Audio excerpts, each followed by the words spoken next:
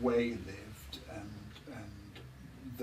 that there was an air raid shelter behind where you lived and who built it, and then tell us that this is not something you remember, but something you've been told. Is that all right? Coming from it, yes. Yeah. Yes, well, I was born in what was known as Furlong Lane in those days, which is now Wellfield Road, and the Furlong Lane was Back Lane, and I was born at 21 Furlong Lane, and I had an older sister, 6 years older to me, and my father, Ernest Owen, and Walter Kirkland, and Jack Walker, and Ted Dolman all decided that they had to have air raid shelter in the back. And so there was this big pit at the bottom of the gardens, because we had quite considerably long gardens in those days, and they all got together and built this air raid shelter, as far as I was told by my mother. And that's where she used to take us when the air raids were on. My father was in the Home Guard, but she couldn't always in time get out to get everyone, because we had a maiden aunt living with us then. Well, it was my mother's maiden aunt. And sometimes with having to get her up and a 6-month-old baby and a little girl of 6 all out and round up the road down the side of Mrs. Dolman's yard was a little bit difficult. So sometimes the all clear had gone before she got us all through the gate. So she used to put one of us under the bottom of the stairs and Margaret under the kitchen table, she told us. And we just have to trust that we didn't get hit or anything. So that was that. Where did your mum and your maiden aunt go, do you know? I don't know. She probably stood in the pantry below the stairs, because it was a drop-down 2-stair pantry, so she probably stood at the bottom of the pantry steps. Right, lovely. Was there something about a tin bath? Pardon? Well, did you tell me earlier something about a tin bath? No. No. No. No. I've made that up, have I? I've embellished that by thinking that you were under the table in a tin bath. Oh, no, no. She just put what she sat her in, I truly don't know, yeah. but... Great. So, and is there anything else that sticks in your mind? I know that you're not old enough to remember, but sticks in your mind from what people told you about the village during that time? No, not really. Oh, I do remember Mother saying that they had to have the blackouts up, of course, and having a bay window on the front of the house. Father always used to try and come up the Furlong Lane then, and I was looking for him coming home, and I was going, my daddy's coming, and I pulled the curtain back. Well, it left a shaft of light in, and the next minute Mother said there's someone banging on the front door saying, close that curtain, there's light coming in. So of course I got to telling off, I expect, for that, because you weren't allowed to do that. So that'd be an LRP warden, would it, or something? Oh yes, most likely, yes, of course, yes, yeah.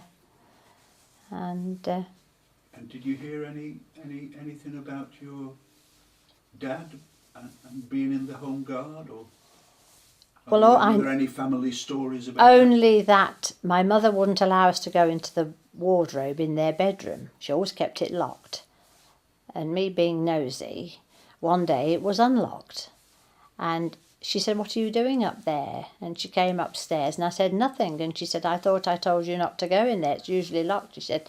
And I said, what's that in the corner? And it was Father's rifle from being in the Home Guard, and his tin hat, and I think it was a gas mask. And she was so cross with me. She said, you're not allowed, don't you ever go in there again, don't touch anything that's in there. So I think I was a little bit naughty, being very nosy, looking at things like that, you know. So you feel a bit more relaxed now than when we started? Yes, a little bit. It's a bit daunting. My pocket was buzzing there. I just more used to us. Yeah. Would you like to tell us again? I mean, we've already got that, and it's fine. It's absolutely fine. Right. But if just as you're a bit more relaxed, we could do the first bit again, you know, with explaining where you lived and Yeah. the fact that you don't remember it, etc., and the air raid shelter and not being able to get round in time. You want me to say that again, do you? If Yes. that's all right, yeah. Um, You don't have well, to say it like you said it. oh, right. You can just, you know, Just tell tell me you how as though it you've is. not told, yeah, as though Oh, well, you don't have that's- to remember what you said or anything. No, like that. well, that's what Mother used to said that she used to try and always get us round. She hoped it wouldn't be very often, really, that we had to go round. But then these nights they did come, and we were all to go. And but it was difficult having a 6-year-old and a babe and a maiden aunt that was sort of well into her 70s or so, and she didn't always get us any further than the gate.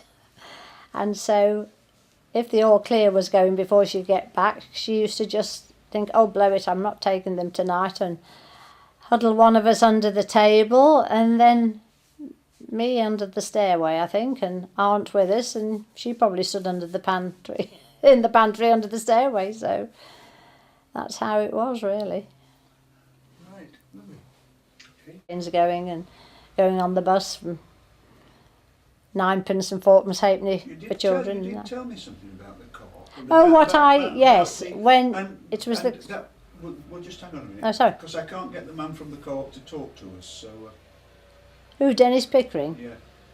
Oh, well, I can remember going to school, and on the way to school, Mother would say, take the shopping list into the co-op, and Mr. Hickson or one of them will put it up, and you call for it on your way home from school at lunchtime.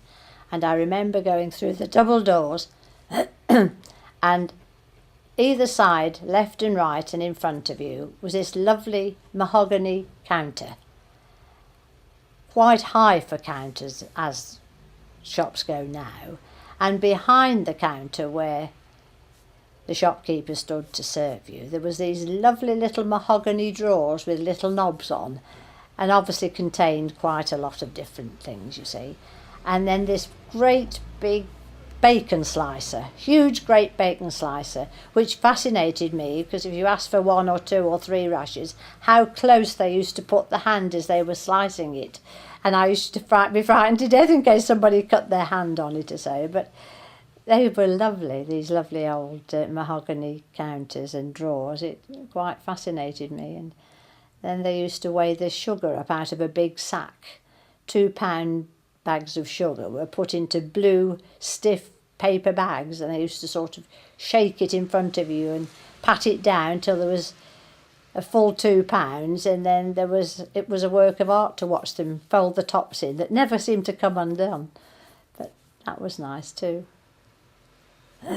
Then they had bananas come, a delivery of bananas possibly, and Mr. Hickson would say, "Tell Mother I've had some bananas in, Jennifer, when you go home, and if she would like some, she's allowed to." I remember him telling me that. But Yeah, it's lovely. It was great. okay. In Yule's mother used to live. He was the manager there, and then he went from there and went and was manager of Perks, which was in Dam Street then. There's a lot of Have any greengrocers. strong memories of shops in the village around about the wartime? Oh, yes, when there you were a was- child. There was Horsley's little corner shop on the corner at the bottom of Main Street, just on the turn by Leavesley's. I can remember Leavesley's with a tin roof, and we used to have to take our bikes there for punctures to be repaired, and Father said there was threepence a wheel, and Mrs. Leavesley was always delighted when you wanted them both done because that was 6pence, 2 punctures to be repaired, and the petrol pumps were on the front. Horsley's little corner shop had a tea shop at the back of it and a car park, and the cyclists all used to turn up there for teas on Sunday mornings and refreshments. Opposite that was Mr. Hill, the cobbler, and if you wanted a good pair of shoes, well repaired, he was brilliant. Next to that, the same side of the road, was Cowling's, the ironmongers. Then you came a little bit further up, and where the alarm shop is now, well, store, that used to be Mrs Taylor's fish and chip shop. A little bit further along the road was Barker's, and next door in the black and white cottage used to be Mrs Joe Green's green grocery shop. Then further along where the hairdressers is now used to be Hart's Garage. Can I stop? Excuse me, I'm sorry. Hearts. Oh right, yes, I Two had. Hearts. Yes, well, Hart's, that was a little garage with pumps on the front. He just sold bicycles, did bicycle repairs, sold really anything, and a garage at the back for doing vehicles with. Further along the road on the same side was Coates the Butcher's, as it is now, but Peter's father obviously had the shop then. Opposite there was Mrs Dolman's shop. Then she married a Mr Tranter later on, so it got called Tranter's. That was a general store there, and a tea room in the back where the cyclists used to go there as well. Further along the road next to Peter Coates was Mrs Wright's shop, which was a drapery shop. And she sold everything, ladies' clothes, knitting wools, socks, clothes, everything to do with haberdashery. Then there was the post office, which is still there now. Then further up the main street we came where the software shop is now was the Co-op.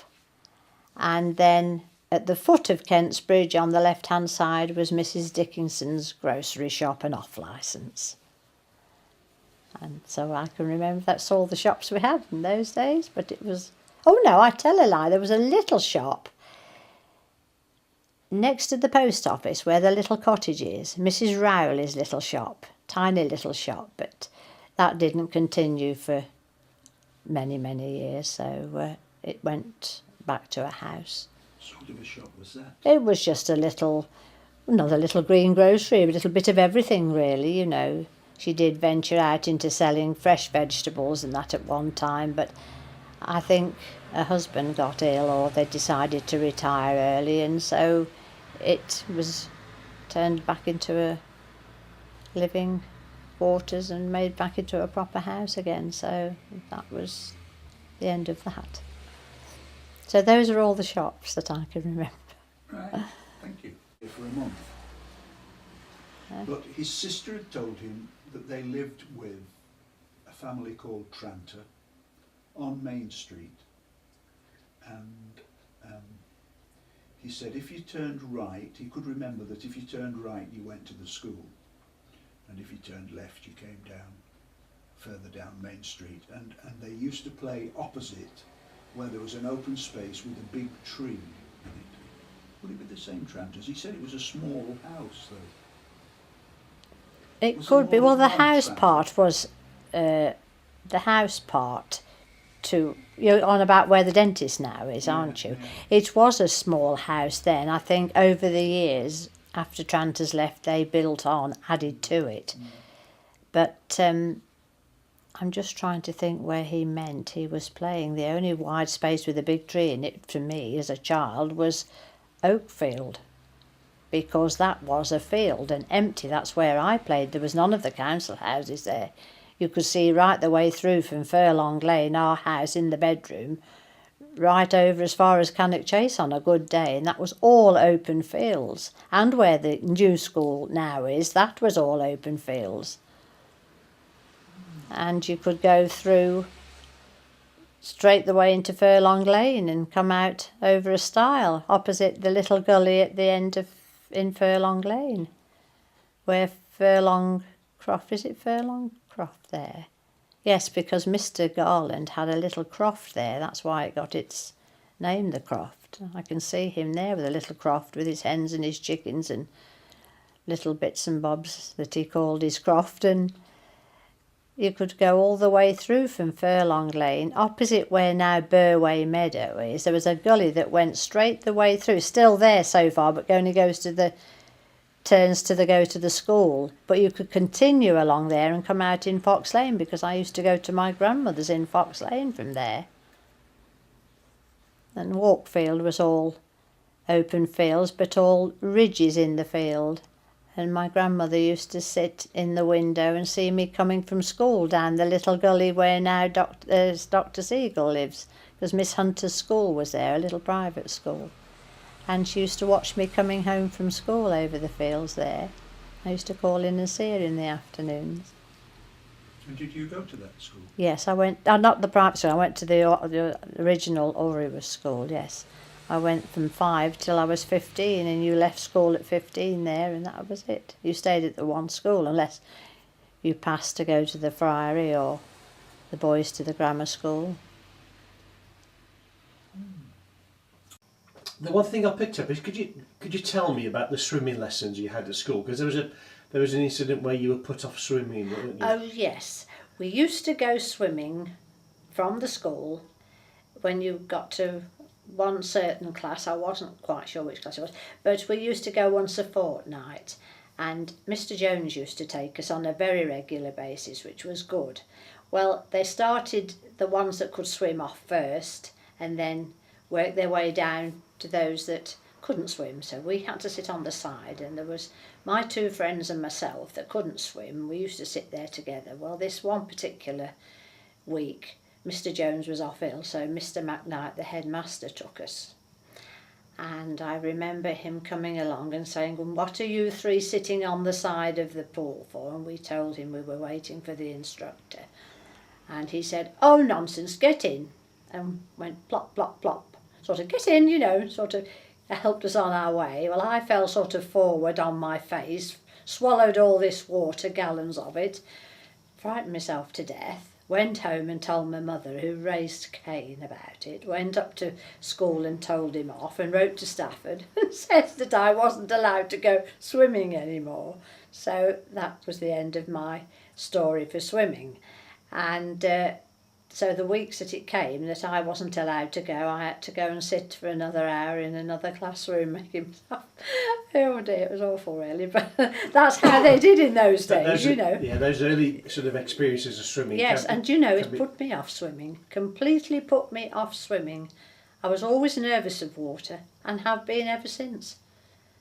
I desperately wanted to learn to swim, but it's just, I just haven't had the nerve since to go and do it. So No, there we these are. early memories sort of cloud the rest of your life. Yes, don't they do really. But on a happier note, tell me about your first bike. Oh yes, my first bike. My first bicycle was brought by my mother's aunt. We had a maiden aunt live with us who used to be in service at the homestead, and when my mother left school at 14, she asked her to go and be housemaid there with her and help her out. And when she died, my mother and father took her in, and she came to live with us, Aunt Mary Ann.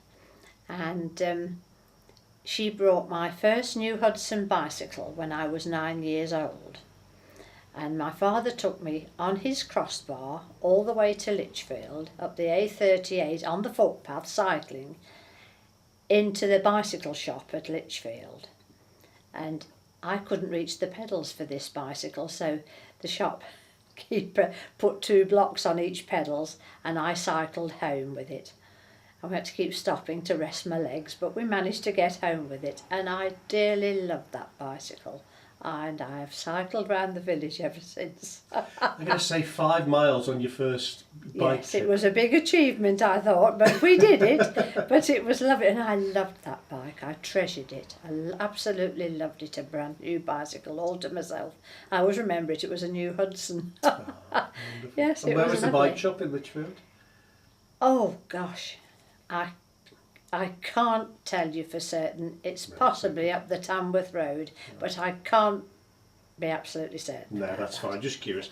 You mentioned to Sue about the pony field, and a lot of people have talked about that. Could you tell me what you remember about playing in the pony field and the sandpit? And Oh yes, well the pony field is where Burway Meadow is. We called it the pony field, and I'd always ever known it as the pony field, and it was a little bit hilly.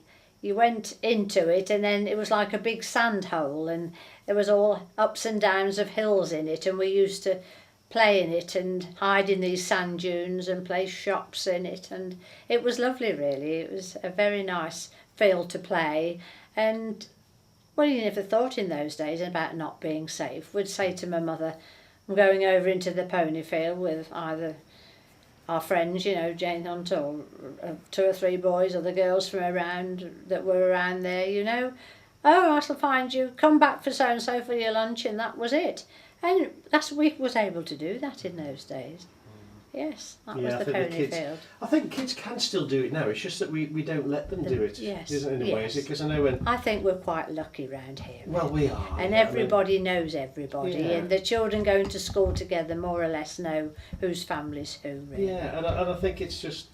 They seem to spend so much time going to clubs and classes and Well, things that they this don't is seem it. to You have see, the we time, had do to they? make our own entertainment in those days. Come the summer holidays, I used to walk people's children round in the pram and the pushchair. There's 1 or 2 of them see me now. They know full well that I used to push them round. And they trusted girls of 12 pushing children round. So was this your baby minding Yes, service? yes, So how I did used that to work do then? that. Well, the 2 girls I lived next door to, Norma and Jackie Walker, we used to play together, and we used to, at summer holiday time, would go and ask different people in the village that we knew. Mrs. Kendall, I pushed Trevor Kendall round for a long time, and Mrs. Westwood in Anson Road had 4 daughters, and she was always grateful because there was only about 2 years difference in their ages, and if she knew the family, she was ever so grateful. I'd say, I'm going a walk with my friend, can we take so-and-so out today? And yes, you can take them with pleasure, and they'd put them in the pram and you'd take them for 2 or 3 hours and then take them back home again, and they trusted you to take them a nice walk. It was lovely because we hadn't got the traffic in those days. Of course, the roads as they are now are nearly all lanes.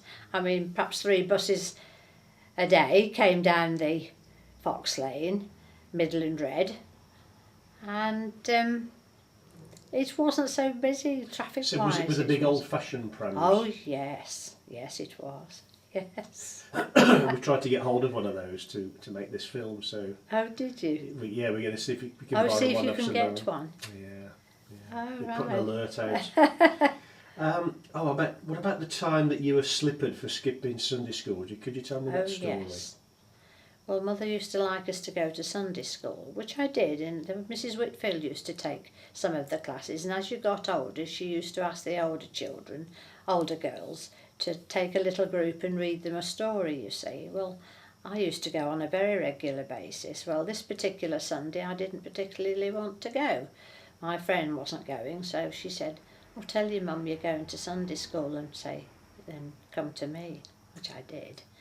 And instead we went a walk off up to Witchner, and I hadn't come back by 6 o'clock, and my mother was obviously getting a bit worried. And people often used to take a stroll out on a Sunday evening round the village and just to Witchner and back, or to Fradley and so forth. And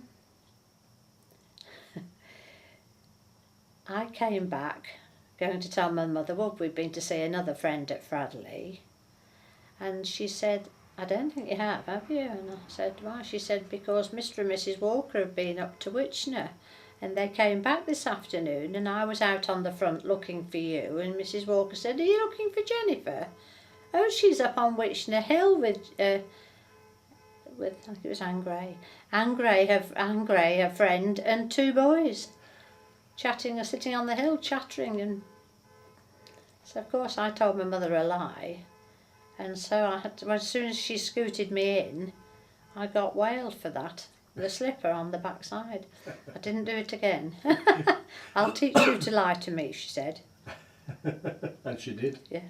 I believe your dad used to work at the mill. Can you remember anything of what he used to do there? Or? Yes, my father worked at the mill, and they carried these sacks of corn right from the bottom of the stairway, bottom of the mill to the top. I've been many a time to call and see him at lunchtime, and he's been with us. He was only a tiny fella, only small, and he used to have this great sack of corn on his back, or flour, and he was all white, and his overalls were all white from the flour. And he came home in a terrible state one day. They'd moved all these bags of white flour, and a mouse had gone up his overall leg, and he'd panicked a bit, I think, because he'd obviously been tapping himself to try and catch this mouse, and in doing so it had scratched him all over his body, you know. But they finally got it out, so my mother said to him, in future you'll have to tie the bottoms of your trousers up with some string to stop them running up.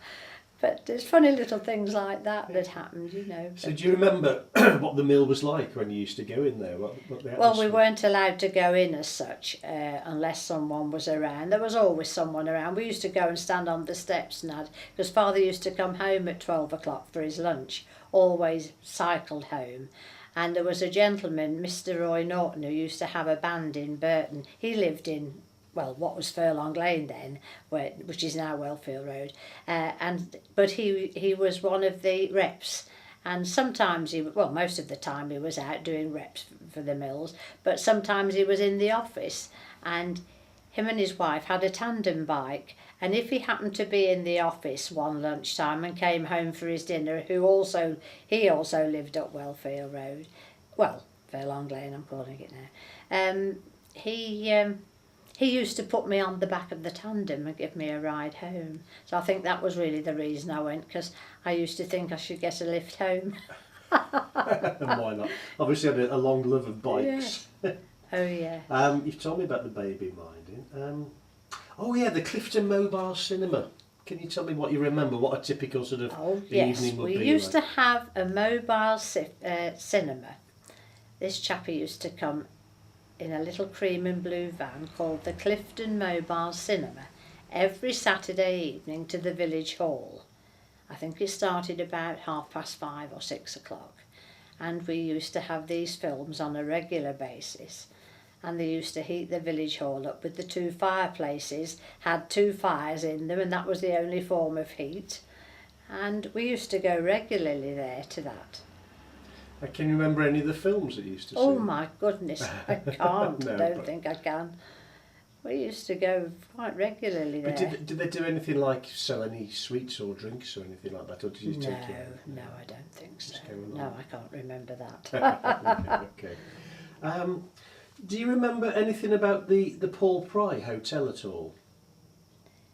Yes, the Paul Pry Hotel was opposite Leavesley's garage, and at the side of it there was a building that was the mortuary, and it was rather an attractive public house, hotel they called it. It wasn't, I don't know whether people did used to stay, but they called it the Paul Pry Hotel, so I suppose they did, and it was quite an attractive place, and at the side there was a big field of it, and we used to have Audrey's show in there. And my father was keen on gardening, and he always used to enter the horticultural side of the show, you know. And it was nice to see him go and put everything out, all the carrots and the parsnips. And there was a Mr. Lamley, I think it was. Either Mr. Lamley, Mr. Lindsay, I think it was. He was in keen opposition to Father with his carrots and his parsnips. And my mother used to say, fancy standing there measuring these carrots and parsnips to just get the right length to be the overall winner. It was quite funny, that So was. what else do you remember about the Oribus show?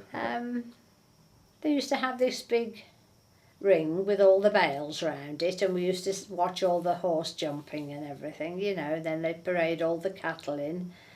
But I can't remember how many years it was there. But I remember going for quite a number of years. It was quite the event of the year, the Oribus show. And do you remember any of the carnivals that I believe the British Legion used to run? The carnivals that came through the village, sort of floats and things. Yeah. There's some. Oh, I thought I saw something coming up. It's another bag. Yes. Yes, they had used to have carnivals, but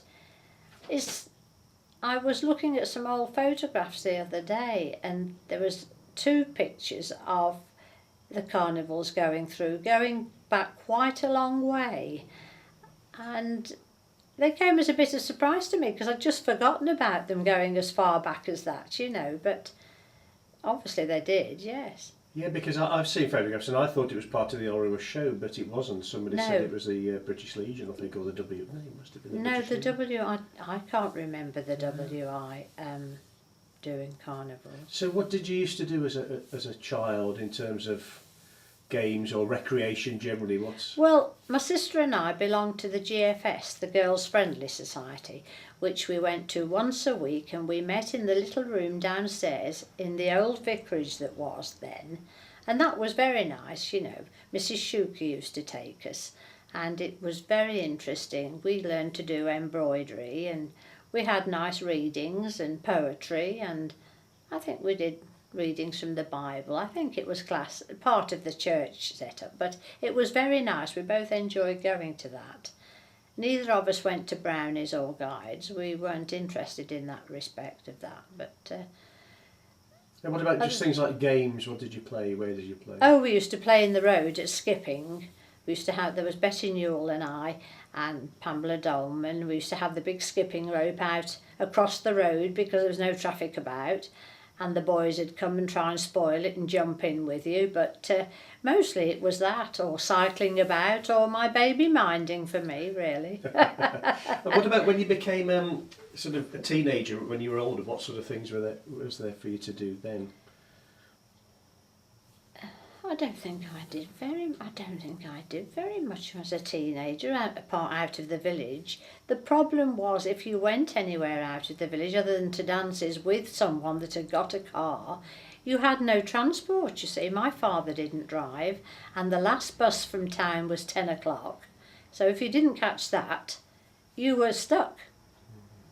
You're quite handicapped, really, in those days. Did you go to the dances in the village hall? Yes, we had some dances in the village hall. My friend Anne Gray's mother, she ran the whist drives about once a month at the village hall, and sometimes they'd have a dance every so many weeks or so, and sometimes I was allowed to stay on for an hour till about 11 because Anne had to wait for her mother to finish after the whist and put the refreshments and everything away. And my father used to come down and meet me, and we only lived 100 yards away, but he would insist on coming to pick me up, as they did in those days. And yes, it was only those sort of things that we did, really. And what about work? What did you do? Well, sort of, what age did you leave school, and what did you do when you I left left school at 15, and I went to work in a shop in Lichfield, and I stayed there 8 years. And then Mr. Hardy from Fradley, he had a shop at Fradley, and Mrs. Tranter, who kept the tea rooms in the little shop opposite Coates's butcher's, she was ill, and her son didn't want to continue with it on his own any longer, Phil Dolman. So Mr. Hardy bought it out, and he had a shop put there, and Mr. Smith managed it for him, and I left the shop I was in Lichfield and went to work at Mr. Hardy's at Fradley, and said I'd like to come into the Oriwash shop, and he said, well, I'll train you up down here and then we'll see how you get on. And after a few weeks he let me come to the Oriwash shop, and after I'd been there quite a while, after 12 months, 2 years, Mr. Smith wasn't very well, and I think he wanted to retire, and so he left and he put me in charge of the Oriwash shop on the main street, and I was there for about 2 or 3 years, I think. So what kind of shop was that? It was a general shop, you know, a grocery and provisions and things like that, you know, just a general everyday sort of shop.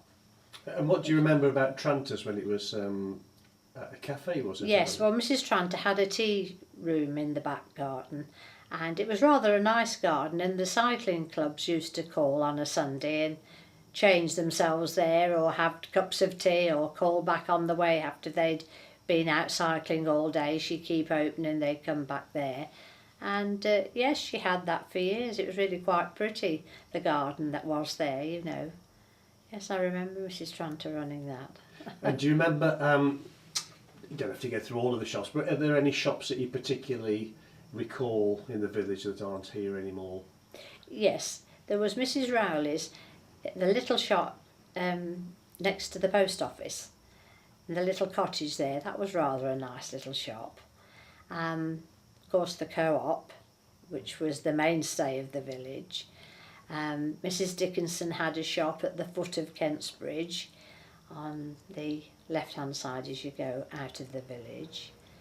There was Cowling's the ironmonger's down at the other end of the village, which was really rather nice. You could get anything there. And next to that was Mr. Hill's the cobbler's. He was a dear little man, and it was lovely. I used to love taking shoes to be repaired there because it smelt so lovely of leather. I could have stood there all day smelling the leather. It was lovely. And watching, working the foot paddle, it fascinated me to watch him repair shoes. He was a dear little soul, and his wife was equally as nice, little Mrs. Hill. They were so nice, they were. And opposite that, Mr. and Mrs. Horsley had a little shop, and they had tea rooms at the side with a big car park, and you could use these tea rooms when no one else wanted them to have parties. I know people, and I went to one or two girls' parties there, and the cyclists often used to call there as well. Was that what used to be called Revels Cafe, or was that some... No, that was Mr. and Mrs. Horsley's, as far as I can recall it from there. Yeah, because I've got a photograph that of that where Leaves is now. Yes. That it's called one thing on one photograph, and another photograph it's got a big sign that says Revels Cafe. I don't know when that dates back to, but well, I can only recall Mr. and Mrs. Horsley, so whether that was prior to Horsley's having it, I couldn't say. yeah, it could be, couldn't it? And then we had the little hut, which is now the electric shop, was Mrs. Taylor's chip shop. And it was like a little, well, just a little chip shop that she made fish and chips, and in the back she had a little tea room you could eat in or eat out, and she was very friendly sort of person as well, you know. And then coming up the road there was Barker's. I remember Mr. and Mrs. Barker's, which they were lovely, Mr. and Mrs. Barker. And you walked in the shop and it was a high mahogany counter and a lovely big bacon slicer at the side, and I could just about see over the top of Mr. Barker's shop counter. And all the sweet jars were all around the top, and they were so friendly and nice. So would that have been John Barker's Father, yes, Right. Bob and Maud Barker. Yes, John's parents. Yes, that was nice. And next to that, in the little black and white cottage, were Mr. and Mrs. Joe Green. He has a little green grocery, just green vegetables mostly, potatoes and everything. They weren't open always on time, or not always open, but now and again when she felt like doing it, Mrs. Green, she'd open up. And then there was Hart's Garage, where now the hairdressers is, and the garage at the back for repairing cars, and Mr. Hart and his brother did, and Mrs. Hart worked on the shop counter. And there was 3 pumps on the front for petrol. And yes, then Coates's, of course, has always been here.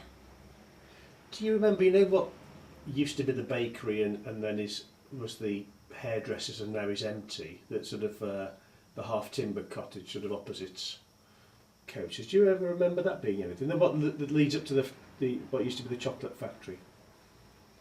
No, that was Mr. Kent's builder's yard when I was a child. But do you remember if there was anything in the building on the... No, that was always empty as far as I can see. I can remember.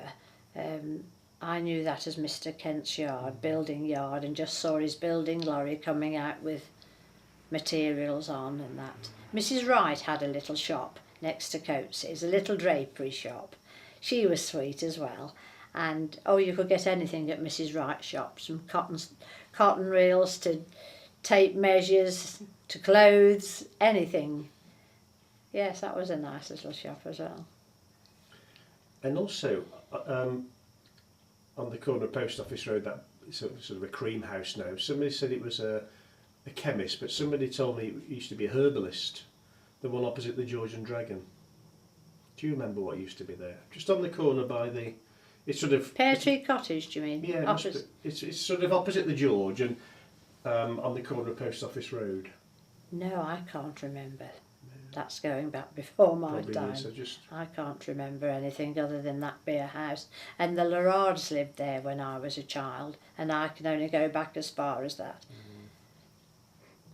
So, Have you got any other memories of school? I mean, what sort of any memories of what lessons you did and things like if you did any trips out or anything? no, like we that? didn't go on trips out in those days. I can remember. I remember one year the canal being very, very frozen over, and Mr. McKnight went and tested it and said the children could go on it at playtimes, and the teachers went on and all the children went on, and I went home thrilled to pieces because I'd been on the canal, and my mother went mad.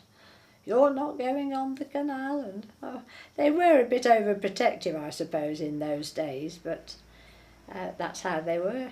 And I wasn't allowed to go on it again. But that's going back a long time because it really was frozen for weeks. But So any I other said- memories of school? Any particular teachers who maybe inspired you? Or? yes, I liked Mr. Stubbs. He was a lovely teacher, Mr. Stubbs.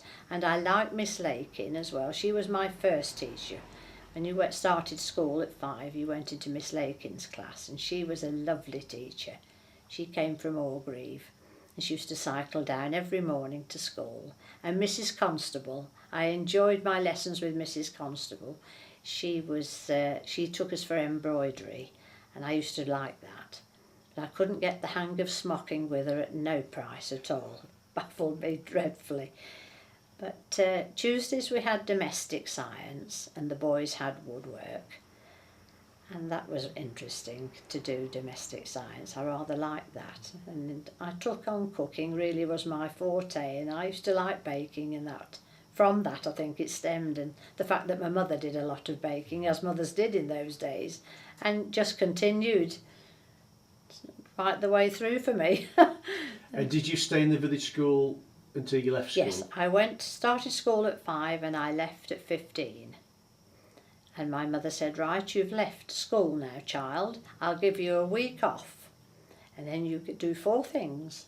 You find a job, you pay board, you get confirmed, and you open a bank account. Those are the 4 things I am asking you to do. And that's what I had to do. So where did you live then? Were you in Wellfield Road? Yes, Or I Furlong was Lane, born really? in Furlong Lane, as it was called then. It was Furlong Lane. The Furlong Lane we have now was Back Lane because it was a cart track with the grass all up the middle because it was hardly ever used. And it wasn't until quite a lot later on that they decided to call it Wellfield Road, but for us it was Furlong Lane. And most of the houses had names as well. Ours was Cheslin. Lots of the houses had names in those days, and we were Cheslin 21 Furlong Lane. That's where I knew I lived, and that's where I was born. I was talking to And, Daisy, and her house was called, was it RV or something? Oh, like but that? yes, and most of the houses had names. A lot of them have got them on the walls in the stone, Ravenscroft and Craigavon, already sort of ingrained in the stonework on the front of the houses. And yes, Daisy and I was at school together. Yes, they were quite happy days. I rather liked we had a happy childhood. We had good parents. They looked after us, and they obviously loved us, my sister and I. And we were happy children. We were brought up in a happy home. And of course, it's difficult to believe now, but there were lots of farms in the village as well, weren't Oh there? gosh, yes. Yes, there were. I can remember John Malabar's opposite the old navigation.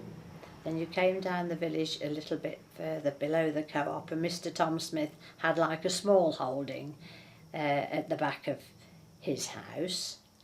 Him and Mrs. Smith did it together. And then you came a little bit further down, and there was Jeff's farm on the corner opposite the War Memorial. There was Tom Beller, had like a small holding croft affair in the Park Road. We came down the main street, and where the fish and chip shop is now, Mr. and Mrs. Mansell had a farm there, and he used to keep cows and that was a lovely little farmyard there. I used to collect milk for Mrs. Kirkland from there in the milk can.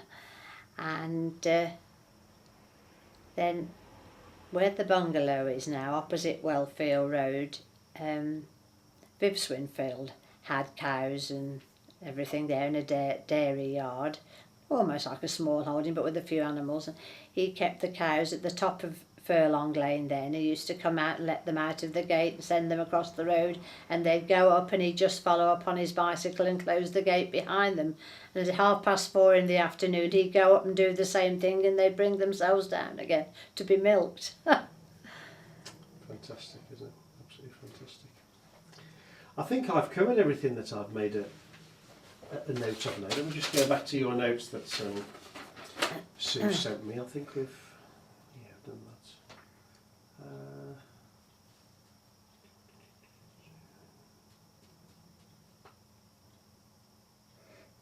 Yeah, that's fine. Shops, streets.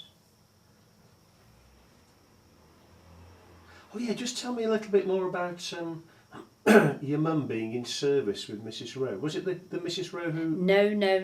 It was a Mr. and Mrs. Coxon that owned the homestead in those days.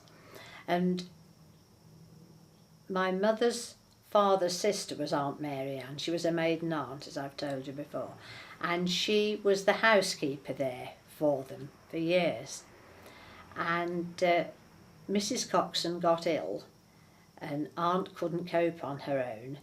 And so she asked her brother, who was my grandfather, if my mother could go and help her out for a little while. Well, my mother being the eldest of 8 children, she was nearly always needed at home because there always seemed to be children popping up. So he said, yes, she can come for a little while, but she's needed at home quite a lot. Well, she went, and there she stayed. She never went home again. She stopped until she got married to my father. And then Aunt came and lived with them because Mrs. Coxon died, and I suppose he got ill or he wanted to sell it up, or I don't quite know the reason. All I know that Mother said to us one day, Aunt Mary Ann is coming to live with us. And she did, and she stayed with us until she passed away. And she was a lovely old lady, and she was the one that bought me my bicycle. And that's how my mother was in service there until she sort of met my father and they got married. Right. So that would have been quite early on, wouldn't it, really? Yes, very early on. Crikey, it's difficult to think of people being in service because you sort of got the yes, it was. Sort of servant come and she used to deliver the magazines once a month from Oriwas all the way to Dunstall. And she delivered them right the way to the Dunstall village, and my father used to push his bicycle and go with her on a Sunday evening for company, and that's really, I think, how they got together in a way. They met at one of the cousins' weddings, but he started to chat to her and she told him where she was in service and that she used to have to walk to Dunstall once a month with these magazines. Oh, well, let me know when, write and tell me when you're going and I'll walk with you. So I think that was a way of worming his way into her affection. So what magazines were they? Were they parish? No, they always church parish magazines, yes. Right. Yes, she did for that for quite a long time. That's a long way to go, isn't it? Yes, but she said you did, you know. Everywhere you went in those days, you walked or you cycled, you know, along the canal side, and that was it. Yes, we have. People don't do that now. I mean, people even drive to the shops, don't they? From yes, from here. That's right. I think that's it as far as I'm concerned. Is there anything else, any other memories or whatever that you want to relate to me that you haven't covered? I don't think I do. It's fine if you haven't. You can miss some lovely stuff. Oh, there was Mr. Swinfield's farm next to Coaches. I never gave you that one. Yes, I remember. Yeah, that. Yes, that one. That you could sort of go from the front of off the main street right through to the back, and we used to sit on the back wall watching the boys playing football in the field where the houses in the school now stands, because that was all open fields. Yes, it was. There were so many. We were surrounded by so many fields in those days that you could play anywhere because my mother could see us from the window in the fields and so on and so forth. But okay, yes. That's great. We'll leave it there. Thank you ever so much.